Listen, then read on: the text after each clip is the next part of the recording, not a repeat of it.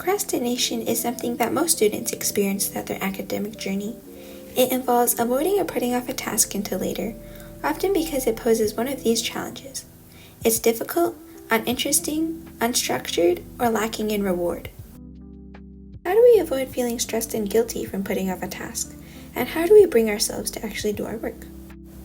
Let's go through some ways to address these problems to help you lock in for school and hopefully make your studying sessions efficient and pain-free.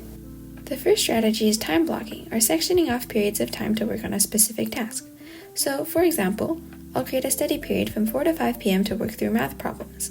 This tip is really helpful for making sure you fit all of your tasks into the limited time you have, and it adds structure to your working time. Another benefit of setting timers and blocking out study periods for yourself is that it challenges your efficiency. Generally, work expands to fill the time allocated to it, but if you cut down on the time you give yourself to work on it, it forces you to devote more attention to the task. Next, if you really struggle with starting a task, try setting a timer for just 5 minutes to work on it. If 5 minutes feels too long, you can shorten it to 2 or 3 minutes. The point is to overcome the intimidating thought of studying for 2 hours straight, and it helps you just get started on work. From there, it becomes easier to enter a flow state and finish your other assignments. Tip 4 is to establish a study routine.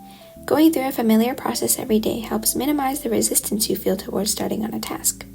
This might include preparing your desk, making a checklist, or putting on a study playlist before you start. On that note, make sure to put any possible distractions away. It's really easy to pick up your phone to check the time or text a friend, and then suddenly end up scrolling through funny cat videos online. So to minimize even the possibility of that happening, separate yourself from your phone.